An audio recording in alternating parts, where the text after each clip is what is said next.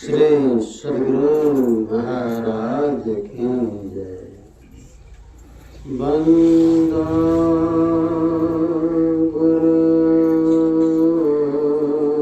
पद कंज कृपा सिंधु नर रूप हरे महामोह तम पुंज जासु वचन रवि कर मंगल मूर्ति सतगुरु मिलन सर्वाधार मंगल करन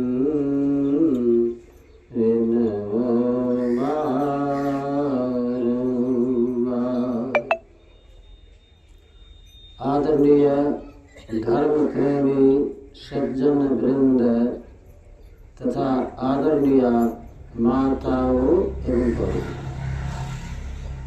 संत मत में सबसे बड़ी बात, सबसे ऊंची बात है मोक्ष। और वेद मंत्र में भी आप लोग सुन रहे थे मोक्ष के बारे में। योग शिखोपनिषद में भी मोक्ष की ही चर्चा हुई। एक बार सृष्टिकर्ता ब्रह्मा जी और संहारकर्ता शंकर जी दोनों बैठे थे और ब्रह्मा जी ने शंकर जी से कहा कि महाराज यह बतावें कि दुनिया में, संसार में लोग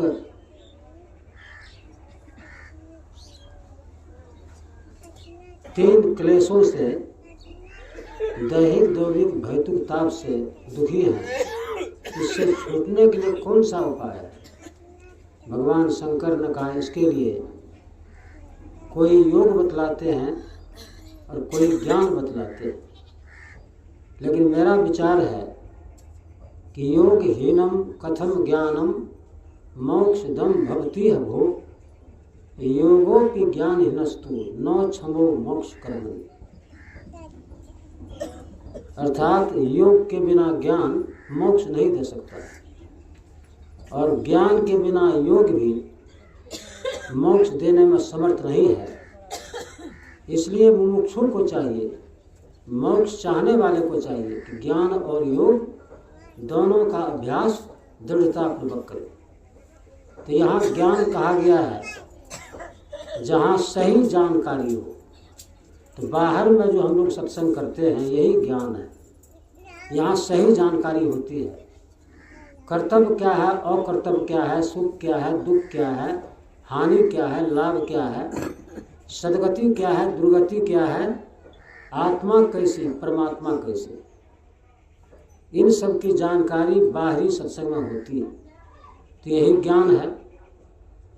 जानकारी हो गई कि आत्मा ऐसे, परमात्मा ऐसे, और यदि पहचान नहीं हुई तो पूरा काम नहीं होता। तो इसीलिए पहचान करने के लिए है कि योग करो। योग मतलब जोड़ना होता है, अयोग मतलब जोगना भी होता है। तो किनसे जोड़ना? जिनसे आप बिछड़े हुए हैं उनसे जोड़ना। तो जीव किससे बिछड़ा हुआ है और जीव कहाँ से आया है? तो गोस्वामी तुलसीदास जी ने कहा ईश्वर अंश जीव अविनाशी, चेतन अमल सहज सुख राशि। जीव ईश्वर से आया है और ईश्वर का ही अंश है।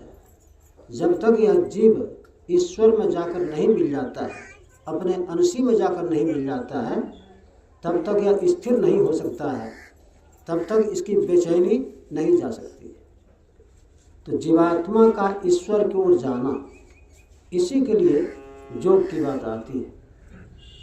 लेकिन योग के शुरू में ही यह पूरा काम नहीं हो जाता, बल्कि योग के अंत में जीव का मिलन पीप से होता है। तो इसमें योग के 8 अंग बताए गए हैं। एक महर्षि पतंजलि हो गए, उन्होंने पतंजल योग नाम का एक पुस्तक लिखा, उसमें अष्टांग योग का वर्णन है। यानी योग के 8 अंग है, यम, नियम, आसन, प्राणायाम, प्रत्याहार, धारणा, ध्यान और समाधि। तो इसमें पहली बात है यम। यम में 5 बात आती है, अहिंसा, सत्य, अस्तेय, ब्रह्मचर्य और अपरिग्रह। तो सबसे पहली बात इसमें है हिंसा नहीं करो। तो हिंसा 2 तरह की होती है, वार्य हिंसा और अनिवार्य हिंसा। अनिवार्य हिंसा उसको कहते हैं जिसके बिना आपका जीवन नहीं चल सकता है।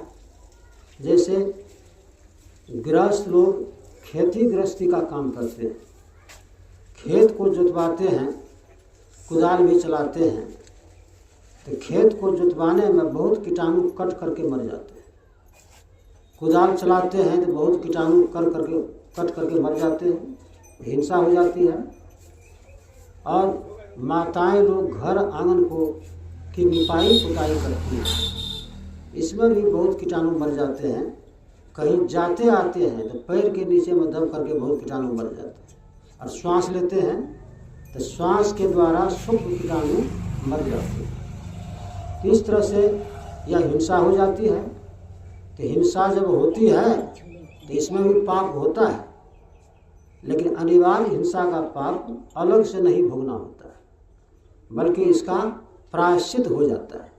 जैसे कोई सत्संग करवाते हैं, कोई भूखे को खिलाते हैं, कोई दान करते हैं, तो इन सब में जो पुण्य होता है, इस पुण्य से अनिवार्य हिंसा का पाप कट जाता है।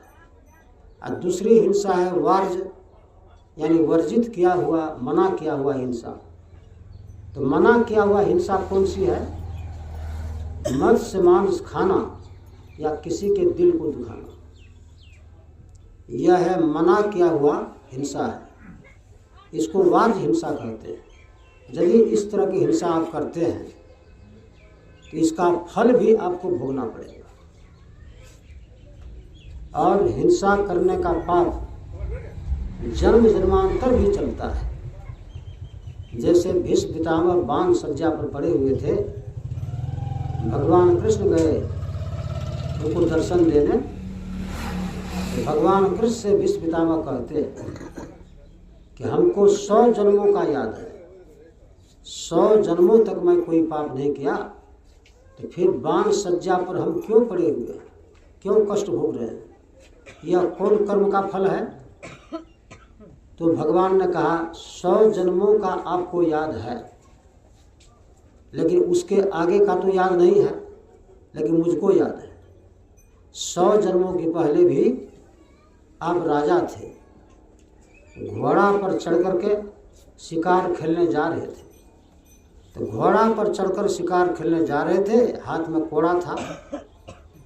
तो जिस रास्ते से आपका घोड़ा जा रहा था, उस रास्ते के आगे एक सर्प आ गया और जल्दी सर्प नहीं हटा, तो आपको क्रोध हो गया और धनुष के अग्रभाग से उस सर्प को उठा करके आपने कांटा पर फेंक दिया। तो कांटा पर फेंक दिया, उसके शरीर में, सारे शरीर में कांटा चुभ गया और बहुत कष्ट हुआ। उसके बाद शरीर छूटा। तो वही हिंसा का पाप इस जन्म में आपको मिला है कि आपके सारे शरीर में बाण लगे हुए हैं, बहुत कष्ट है।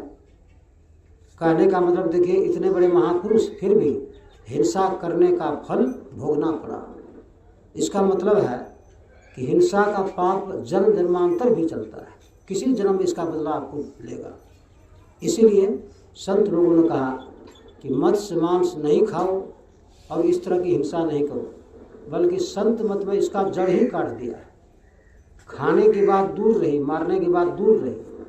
हम लोग सिद्धांत में कहते हैं कि मत्स्य मांस को खाद्य पदार्थ समझना महापाप है।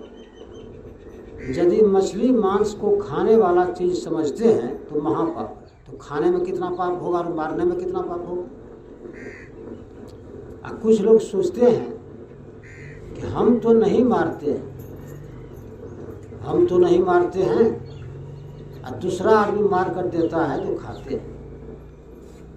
और कुछ लोग ऐसे भी हैं जो कहते हैं कि हम नहीं खाते, लेकिन मेरा बेटा खाता है, पोता खाता है, तो ला करके दे देता है बाजार से खरीद कर। एक बार हम गए थे शेखपुरा जिला, तो शेखपुरा जिला में एक आदमी सत्संगी था और उसका बेटा खाने वाला था। तो बेटा बोलता है पिताजी से कि हटिया जा रहे हैं, कहा हटिया जा रहे हैं तो थोड़ा मछली लेते आइएगा। तो पिताजी मछली लेते आया, अब बेटा को दिया खाने के लिए। तो हमने कहा कि आप सत्संगी हैं तो आप कैसे मछली खरीद कर दे दिए वहाँ से ला करके। इसका मतलब है कि उसके खिलाने में आपका भी सहयोग है, आप ला कर दिए तो आपका सहयोग हुआ, इसलिए उसका पाप आपको भी लग जाएगा। तो उसमें हिंसा में किसी को भाग नहीं लेना होता है, किसी को नहीं। कोई यदि भाग लेगा तो उसका पाप उसको भी लगेगा। इसलिए 8 तरह के हिंसा करने वाले कहलाते हैं। मतलब पशु को बेचने वाला, खरीदने वाला, हत्या करने वाला, मांस सिझाने वाला, परोसने वाला और खाने वाला, सब हिंसा करने वाले कहलाते हैं। कहने का मतलब है किसी भी तरह से उसमें भाग नहीं लेना हो।